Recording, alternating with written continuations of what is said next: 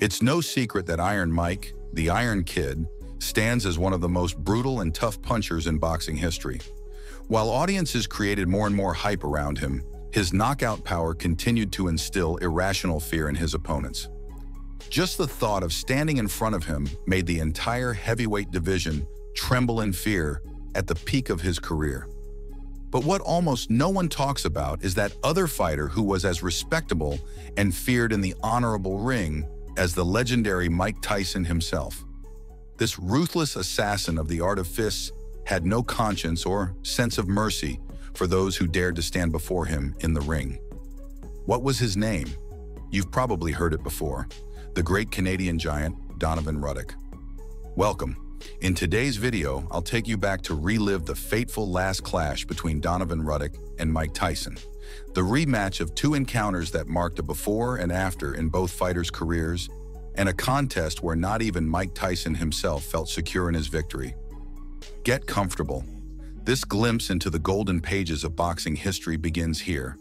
Razor, as he was known for cutting through everything in his path, was born in St. Catherine Parish, Jamaica, but resided in Canada. By March 20th, 1982, Ruck stepped into his first professional boxing ring at the Columbus Center in Toronto to face Wes Rowe and defeat him by technical knockout in the fourth of 6 scheduled rounds. From then on, the fighter's power was something to behold. It wasn't until '85 that a fighter managed to defeat him on technicalities, and he continued his good winning streak until he faced Mike Tyson for the first time on March 18th, 1991. The punch. Left uppercut by Razor Ruck. Associate Minister lets them know. Both fighters were summoned to the ring of the Mirage Hotel and Casino in Las Vegas, Nevada, to face their destiny. Tyson came into the fight as the #1 heavyweight contender of the WBC, WBA, and IBF. But Ruck was close behind, being the #2 heavyweight contender for the same organizations. What was supposed to be a heavyweight eliminator fight turned into a true massacre, where referee Richard Steele had to call for mercy 2 minutes into the 7th round.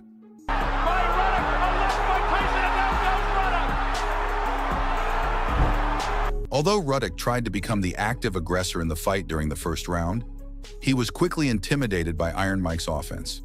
This drop in his attacks led him to be cannon fodder, suffering his first knockdown during the second round by a left hook while he was retreating. Ruck immediately got up, but he seemed not even to understand how it had happened. By the third round, Tyson made sure to show him what had happened, sending him to the canvas for the second time with a much more dramatic fall. Ruck got up at the count of 8 and continued the fight, but he had already lost. He bought time with clinches and weak counterattacks until the 7th round, when Tyson made his head dance from side to side with a lethal barrage of punches that caused the fight to be stopped and earned him the victory by technical knockout at 2 minutes and 22 seconds. This could have been the end of the encounter, but the story between these two fighters had just begun. A few months later, on June 28, 1991, Donovan Ruck and Mike Tyson would meet again in the ring of the Mirage Hotel and Casino in Las Vegas, Nevada, to measure their strength. They were still maintaining their positions on the heavyweight contender list, and it was expected that the rematch could finally determine which of the two was truly the one to beat at that time.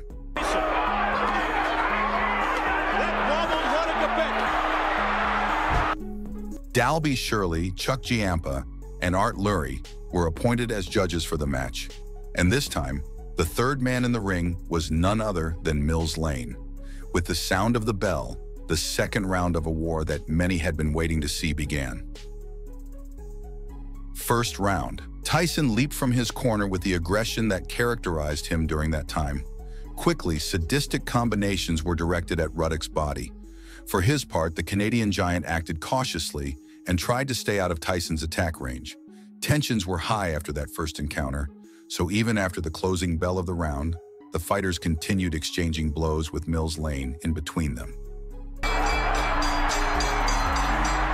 they continue after the bell. Second round. Ruck tried to keep Tyson at bay by extending his left hand, but he was unable to do so. Tyson was going for the head, and his audacity paid off. A powerful right hook, clean and well aimed, left the Canadian giant on the canvas. Mills Lane. Ruddock took Lane's count and continued the fight, but Mike had entered devil mode. Staying firm in his guard was the only option he had left. He's in trouble again. Tyson showing no respect whatsoever for Ruddock. A low blow. Third round.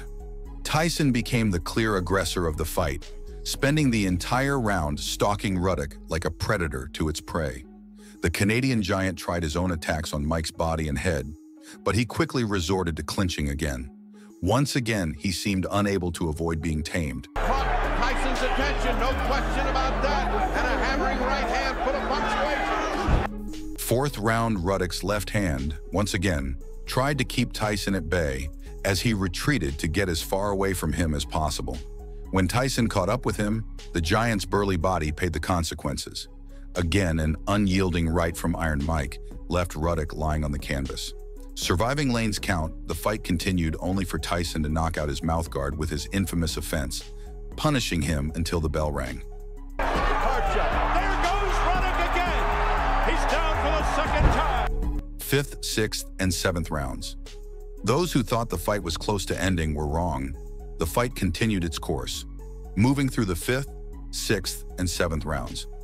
With Tyson as the main aggressor, Ruddock occasionally delivered good uppercuts and combinations to the body that kept him in the fight. Probably Tyson didn't expect the Canadian giant to pass the 7-round mark, as happened in their first encounter. Part is not finished. They continue. Eighth round. The tension between the fighters had already been building. Suggestions of punches after the closing bell of previous rounds had been seen, but nothing like what happened at the end of the 8th round.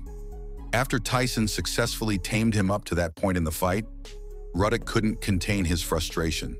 Therefore, after the bell, the Canadian giant let his right hand go, with every intention of inflicting damage on Mike. That last round proved that Mike can be hit. This cost him a point deduction on the judges' scorecards. 9th and 10th rounds, Tyson was not exempt from this punishment. During the 9th and 10th rounds, he had 2 points deducted, 1 in each round, for low blows.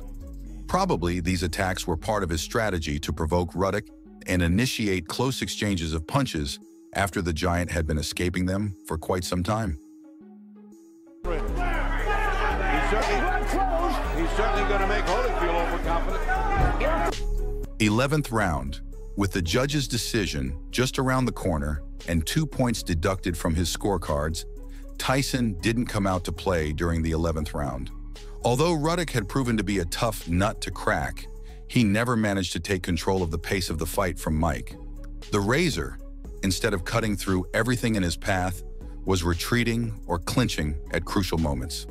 This allowed Iron Mike to show himself as aggressive and determined. Take any more points, for fear of affecting a heavyweight championship, a heavyweight fight. 12th round, Ruddock was exhausted for the final round, so now more than ever, he fought to stay on his feet, not to win. He kept his distance as much as possible and shamelessly bet on clinching to avoid being severely injured. Tyson kept advancing until the end. Bet this was going to go the distance. Not many. Certainly not me. Judge's decision. When the announcer took the center of the ring, uncertainty filled the venue. Although Tyson had knocked Ruddock down twice and had been the aggressor throughout the fight, the 2-point deduction could work against him. In Ruddock's corner, only a miracle could be expected. By unanimous jury decision, the verdict in the rematch against one of the giants who gave him the most trouble favored Tyson. Once again, Iron Mike proved his supremacy over Donovan Ruck. If you've made it this far, I thank you. Remember, the best way to support my content is by leaving a like on the video. Do you think Donovan Ruck had a real chance of beating Tyson in the rematch? Let me know in the comments.